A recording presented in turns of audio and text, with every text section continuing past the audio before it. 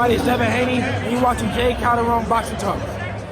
What's up, y'all? It's your boy Jay Calderon from Fight Hook News and Stand Clear Entertainment, and we're going to get into this week's boxing talk. We're going to do a recap of the fight that just took place this past weekend with Josh Taylor versus Jose Ramirez, and a future fight with lightweight undisputed king Teofimo Lopez from Brooklyn, New York. And we're also going to get into the upcoming fight this weekend on the Zone, May 29th, the showdown between lightweight champion Devin Haney versus Jorge Linares. But let's get right into this Josh Taylor victory. You know, this was a matchup between two undefeated unified champions, between Jose Ramirez and Josh Taylor, that a lot of people were looking forward to. It was a great fight, an excellent fight this weekend, and it lived up to the hype. And Josh Taylor became victorious in this fight, putting on a great performance against Jose Ramirez, which a lot of people felt that Jose Ramirez was going to win this fight. And I got to tell you, I've been a Josh Taylor fan from the beginning. I've watched this man come into his own since back in the days before he joined the World Boxing Super Series. You know, when he stepped into that tournament, a lot of people thought that Ivan Baracic, who was the IBF junior welterweight champion at that time, was going to beat a guy like Josh Taylor. But I knew that he would be victorious in that fight, and he was able to capture that IBF title and move right into the final round of the World Boxing Super Series against Regis Prograis. Now, Prograis was the champion who was undefeated with the WBA title, and he was the favorite to win that tournament. But I told many people that I had more faith in Josh Taylor, that Taylor was going to win this tournament, and he did exactly that. He beat Regis Prograis. He captured that WBA junior welterweight title to become a unified champion and capture the Muhammad Ali trophy for the World Boxing Super Series. Now, coming into this fight right here against Jose Ramirez, it was a big fight for the undisputed crown.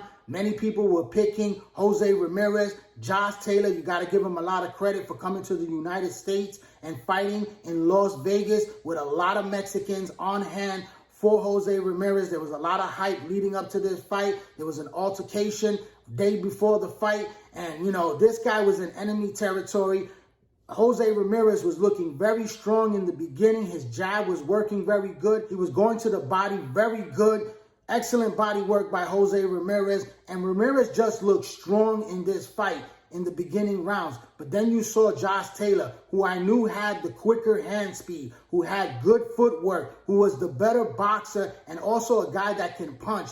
Josh Taylor is an excellent body puncher, but the one that was doing the most effective body work in this fight was actually Jose Ramirez. But Josh Taylor was able to score 2 knockdowns against Jose Ramirez. And that was the turning point for Josh Taylor, to score those knockdowns. And they put Jose Ramirez on the back foot, and Josh Taylor was the one that was the more aggressive fighter, the one that was in control throughout this fight, and he was able to win a unanimous decision victory in this fight against Jose Ramirez to become the undisputed king of the 140-pound division. Now, if he didn't score those knockdowns, then this fight would have ended up in a draw. And I felt going into that last round, when they were going to announce the winner, I felt that they were going to rob Josh Taylor, because I felt like these judges definitely didn't want Josh Taylor to win. They were more in favor of Jose Ramirez. You know, he was the hometown guy here in the United States. I felt like the cards were leaning in Jose Ramirez's favor, but I knew that Josh Taylor was going to pull it off in this fight, and he was going to become victorious. I had him winning 7 rounds to 5.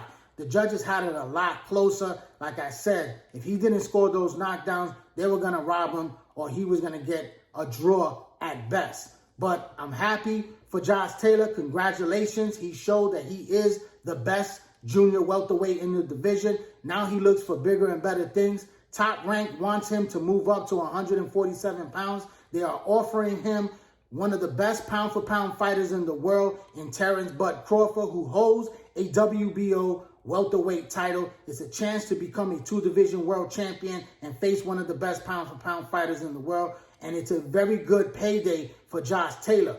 But I feel that Josh Taylor should stay at 140 for the moment.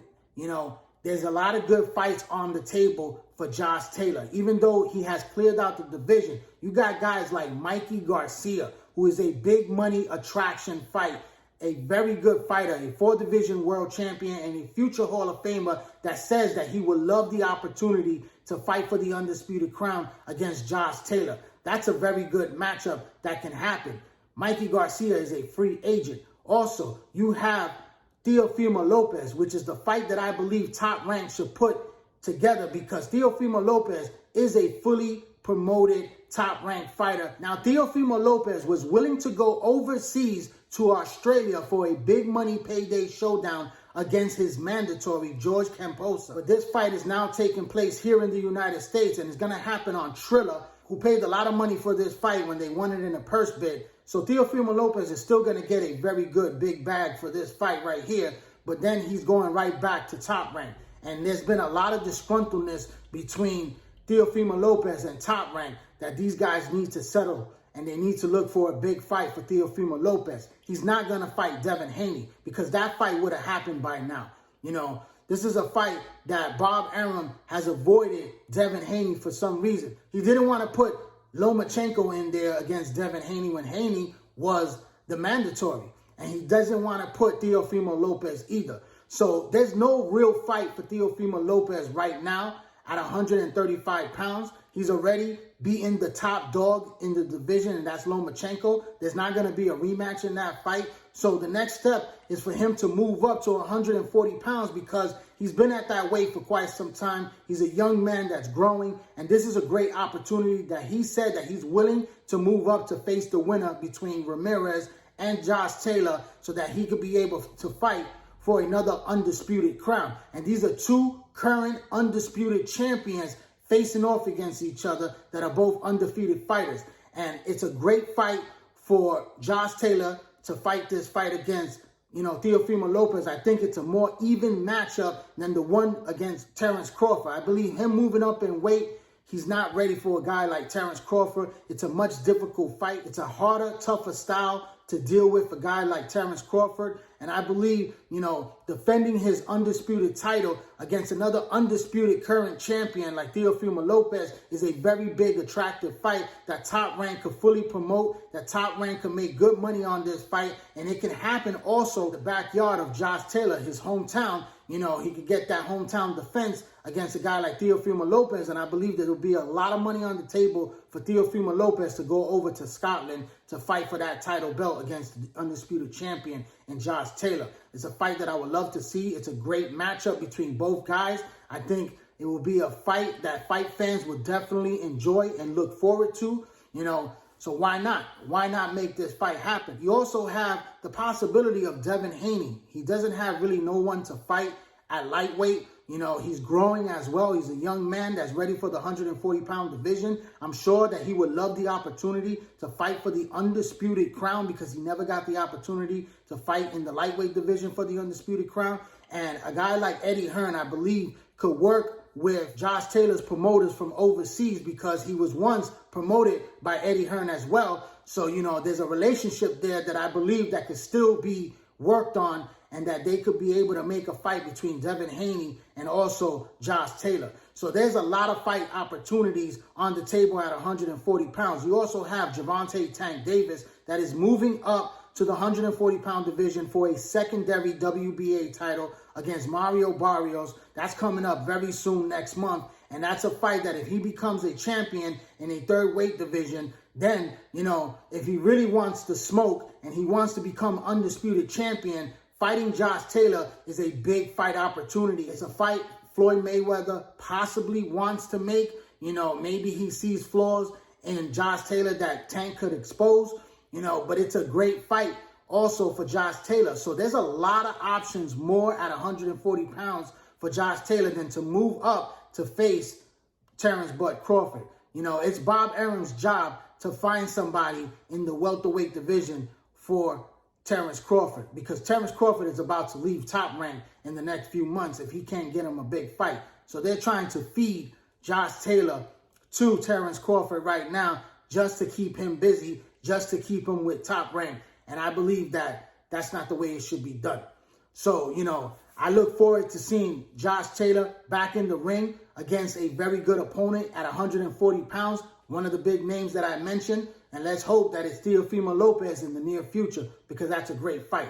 Now let's move along to this week's showdown on May 29th on the Zone. It's going to be Devin Haney, the WBC lightweight champion, taking on former 3-division world champion Jorge Linares in one of the biggest fights of Devin Haney's career. This is a big step-up fight for Devin Haney. It's a fight that I love very much because I'm a big fan of Jorge Linares, and I also am a fan of Devin Haney as well. And this is a young man that's having an opportunity to showcase his skills to see how good he is. I know a lot of people feel that Jorge Linares is past his prime, he's on the downhill, and that he may be washed up. But I don't believe that. I believe that Jorge Linares is still a live dog in this fight. I believe that he has very good hand speed. He's a very good boxer with a lot of experience and good punching power. He is a threat, and he will be a test for Devin Haney, because Devin Haney, if you look at his resume, he has never faced anyone like a Jorge Linares. So this is his moment of truth. This is to show exactly where Devin Haney is at this moment in his career, his young career, that he's stepping up against a fighter that's still a very good fighter that could give him a solid fight and a solid test this coming weekend. And I look forward to it. You know, how will Devin Haney deal with the hand speed of Jorge Linares in a very long fight in the later rounds? How would he deal with the experience that Jorge Linares has? And can he take the punch of a Jorge Linares? You know, we haven't seen Devin Haney hurt. We haven't seen him really knocked down or in trouble to face adversity to show how good he really is. He's not an aggressive type fighter. We know that he has decent, solid power, but he's not an aggressive fighter. He likes to finesse his way through fights. He utilizes his jab very well. He goes to the body very well, and he uses footwork and good defensive skills. Devin Haney is a very good boxer, a super talented boxer, and he has a lot of potential to become a star in boxing. Is he the next Floyd Mayweather? We're going to find out. Or is he the next Adrian Broner, Zab Judah? You know, because this guy is definitely has a lot of hype behind him, and he is a very talented fighter, but he has to show and prove. You know, he's going to have to step on the gas a little earlier in this fight to be able to push Jorge Linares back. We've seen Linares knocked out by lesser opponents. We've seen him, you know, fight a very good fight against Lomachenko and was able to drop Lomachenko. But we saw how Lomachenko was able to rise in that fight and drop and stop Jorge Linares with a body shot. So, you know, going to the body is a very good tool that Devin Haney has in his toolbox. Also, you know, we've seen Devin Haney knock guys out, and Jorge Linares has a chin that's very suspect. So if Devin Haney could be very impressive in this fight and stop a guy like Jorge Linares, then that's going to be a very impressive victory for Devin Haney. But I believe that this fight is going to be a tougher fight than people expected to be, and I believe that it's going to go the 12-round distance. And I see Devin Haney, my prediction, coming out with a split decision victory in a very tough fight against Jorge Linares. And I think there's going to be a lot of questions that's still going to need to be answered once this fight is done, because the jury is still going to be out on Devin Haney if Devin Haney doesn't take care of business and look sensational in this fight by stopping Jorge Linares. Anything else less than that is going to be a question mark on his career. So I look forward to him defending his title. Like I said, I'm a fan of both fighters.